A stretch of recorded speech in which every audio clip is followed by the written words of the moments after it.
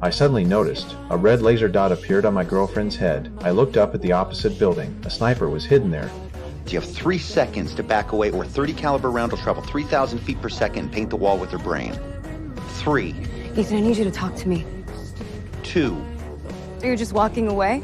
A few hours earlier, I found an unclaimed earpiece at the airport. I was about to hand it to the service desk. Then a message came in. It told me to put it on. I placed it in my ear. In seconds, all my personal data was exposed. Another team even broke into my home. They collected every weakness they could find. Soon, they targeted Nora, my pregnant girlfriend. They warned me. In 30 minutes, a black suitcase with a red ribbon would pass my gate. I must not stop it, or I would lose her and the baby. I pretended to stay calm. Under the desk, I used a hidden phone to call for help, but they already controlled the cameras.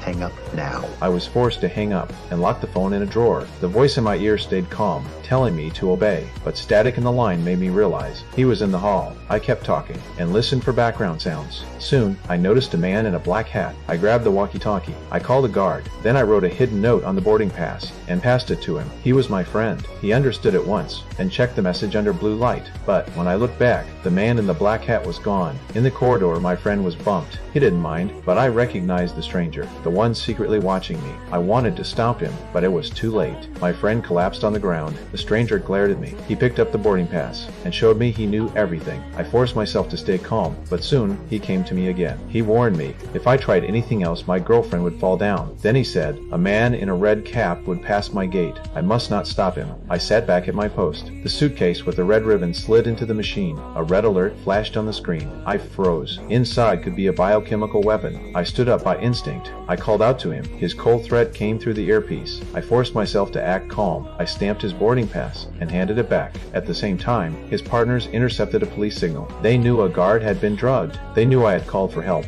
The chief ordered random checks on passengers. All security staff were gathered. Lists were handed out. I knew this was my chance. I logged in with my supervisor's ID and swapped one name on the list. The man with the suitcase. He was taken for inspection. The stranger questioned me. I said it was a random check. He didn't believe it. He appeared in front of me, his eyes full of threat. I couldn't hold it anymore. I pulled off the earpiece and ran straight to Nora. I found her. I grabbed her hand to leave, but she pulled away. She accused me of framing Jason. Before I could explain, the red laser returned to her forehead. There were more of them. I put the earpiece back on and walked away from her. Soon, the stranger confronted me. He attacked without hesitation. In the struggle, I seized his special handgun, a weapon designed to pass airport checks. He acted calm, pulled out his phone, pretended to call his partners, but instead, he activated the suitcase. In 10 minutes, toxic gas would spread across the entire airport, and once armed, it could not be shut down remotely. It could only be stopped by hand.